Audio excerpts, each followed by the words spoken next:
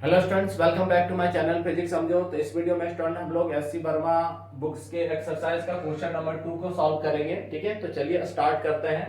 तो देखिए student, question number 2 कह रहा है, ए charge of 1 coulomb is placed at the top of your college building, ठीक है, and another equal charge at the top of your house.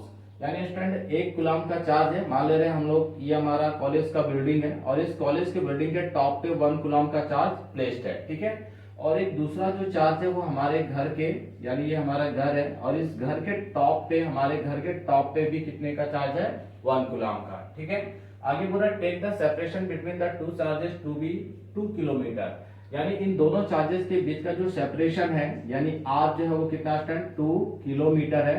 It mean अगर इसको मीटर में कन्वर्ट करेंगे तो 2 into 10 to the power 3 metre. ठीक है, आगे बोल रहा है find the force exerted by the charges on each other. तो ये जो दोनों चार्जेस जो 2 किलोमीटर के डिस्टेंस पे प्लेस्ड है और 1 कूलम का इनका मैग्नीट्यूड है, तो ये दोनों चार्जेस एक दूसरे पे कितना फोर्स अप्लाई करेंगे ये हमें फाइंड करना है। तो हम लोगों ने पढ़ा था कि अगर हमें दो चार्जेस के बीच का फोर्स फाइंड करना है उसके लिए हम लोग कौन सा लॉ यूज करते हैं, कूलम्स लॉ। ठीक है, और कूलम्स लॉ के अकॉर्डिंग हम लोगों ने पढ़ा था कि F equal to K Q1 Q2 upon R square. Clear student, अब K का वैल्यू हमें पता है 9 इंटू 10 टू दी पावर 9, क्योंकि यहाँ पे जो मीडियम है वो कौन सा है, एयर है।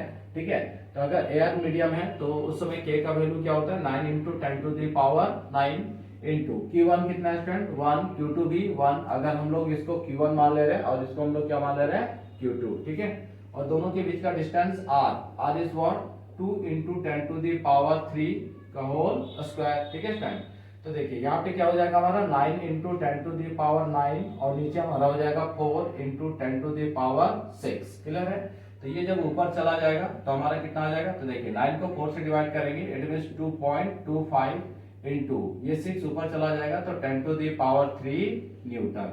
ये हमारा क्या है स्टूडेंट, फोर्स, यानी F equal to 2.25 into 10 to the power 3 newton. ये हमारा फोर्स निकल क्या है between two charges. Clear student, तो स्टूडेंट आगे क्वेश्चन कह रहा है कि how many times of your weight is this force. यानी ये जो हमारा फोर्स आया 2.25 into 10 to the power 3 newton, ये हमारे वेट का कितना टाइम्स है। ठीक है, तो मान ले रहे हैं कि मेरा जो मास है वो कितना है 50 केजी है। क्लियर स्टूडेंट, तो वेट कितना हो जाएगा, तो वेट इक्वल टू mg है ना। अब यहाँ पे जो g है वो हम कितना ले सकते हैं 10 मीटर पर सेकेंड स्क्वायर, अदरवाइज 9.8 मीटर पर सेकेंड स्क्वायर। ठीक है, तो हम अपने कन्वीनियंस के लिए क्या यूज कर रहे हैं, g इक्वल टू 10 मीटर पर सेकेंड स्क्वायर। ठीक है, तो मास इक्वल टू कितना हो गया 50 इंटू जी इज व्हाट 10, तो हमारा वेट आ गया स्टूडेंट 500 न्यूटन। ठीक है, अब हमें नंबर चाहिए, यानी ये जो फोर्स है वो हमारे वेट का कितना टाइम्स है।